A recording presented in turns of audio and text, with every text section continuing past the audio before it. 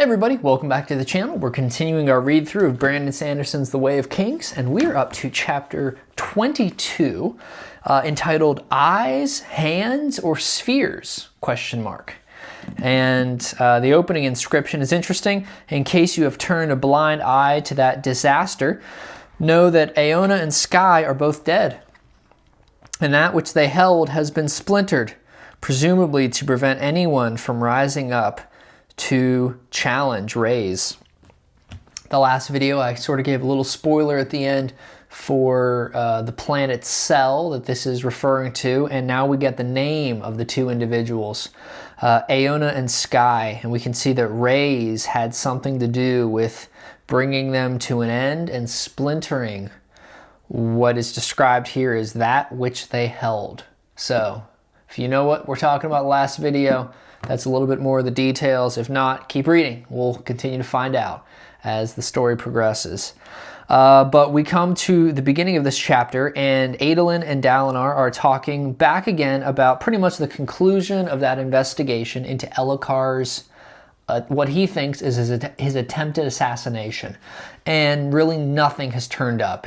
It doesn't look like it was a serious assassination attempt, and some very, very trusted leather workers pretty much are saying if it was slashed, it looks like what caused it to eventually break was just wear and tear. So it doesn't look like it was necessarily the direct result of it being slashed. And so Dalinar is going to go tell essentially Elhokar that nothing has come back. So, but we'll keep an eye out for any other threats.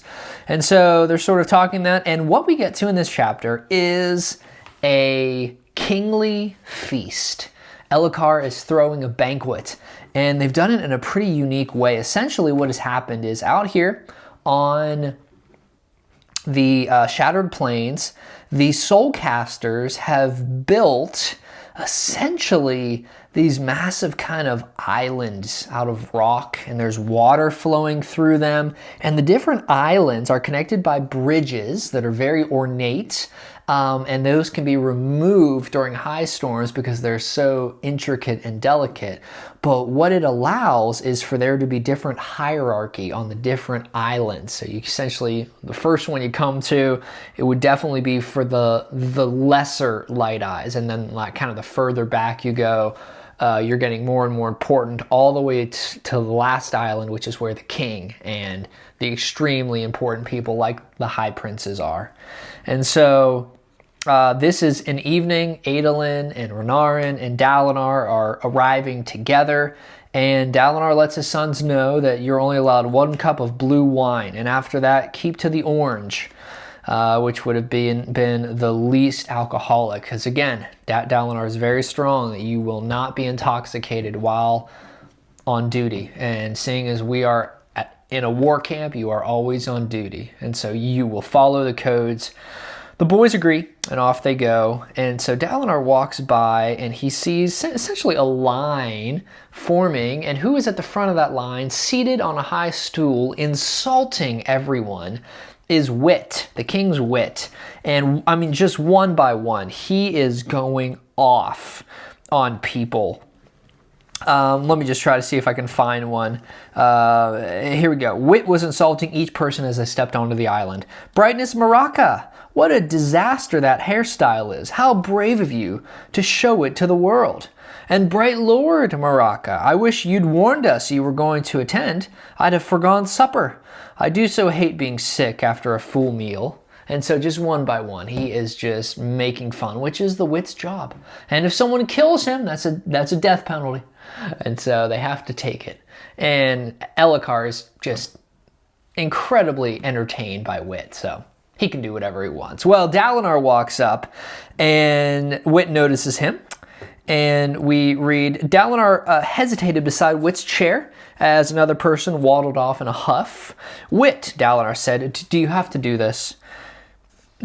And what he specifically said was, do you have to?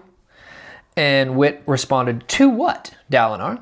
two eyes, two hands, or two spheres, which is, of course, the title of our chapter.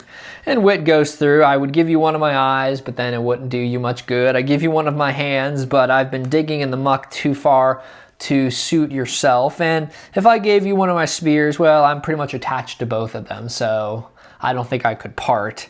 And all they're laughing and chuckling. Well, Dalinar starts to walk away, whatever, and turns around, and Wit introduces someone to our story.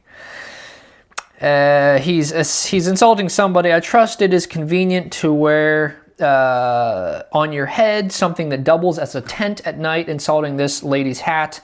And is that Lady Navani behind you? How long have you been back in the plains? And how did I not notice the smell? Dalinar froze. What? And then Navani responds to them. But Dalinar turned with shock. Navani, the king's mother, and his brother's widow. And so we get a character sort of formally introduced. This is Queen Navani, Elhokar's mother. Yes, Gavilar's widow. And we find throughout the remainder of this chapter that Dalinar and Gavilar were both pursuing Navani when they were younger. And Navani would essentially play one across from the other. Give one attention to make the other jealous, and then give the other attention to make the other one jealous. And ultimately, she chose Gavilar, the older brother, because, well, he's going to be king. And Dalinar said he knew that, but it still hurt when she did. And we get conversation and looks and unspoken communication between these two, and you can feel the romantic tension even now. And Dalinar is beating himself up, right? I mean, he's like, how can I be, well, here, fool, he thought, tearing his eyes away from her, your brother's widow. With Gavilar dead, Navani would now be treated as Dalinar's sister. Besides, what of Dalinar's own wife? Even if he couldn't remember her, he should honor her. Why had Navani returned? And so this playback back and forth continues on. Adolin comes over and says, Father, they're all making fun of you. And did you tell Elhokar that you thought that we should retreat? And Dalinar says, well, I did, but I changed my approach because I saw that I wasn't getting through. Clearly, Elhokar is running his mouth, and I thought he had more tact than that. And they agree that Dalinar's approach of trying to become High Prince of War is going to be a good approach to unite these High Princes, attack the Parshendi all at once, and end this thing when Elhokar stands up and makes an announcement. Navani had walked over to Dalinar, and though she wasn't supposed to sit at the male table on the King's Island, she sat close enough to push it, as well as to indicate that she can do what she wants. But while they're talking, Elhokar stands up and proclaims, hello everyone, I'd like you to know that the most recent attack on my life turned out to be nothing. However, I have made the decision to create a new position, High Prince of Information. And High Prince Sadeas is going to be filling that role. So that's where it ends, and we conclude with Dalinar thinking softly, somehow I doubt that it is likely. And what is that? That Sadeas and you can work together to bring this thing to a close. So that's where we end. Thanks so much for watching. Hope you're enjoying the book. Hope you're enjoying the read through. The politics is fascinating, but we'll see where it continues. If you could like and subscribe to the channel, that would really help it to grow. Thank you so much, and we'll catch you on the next video.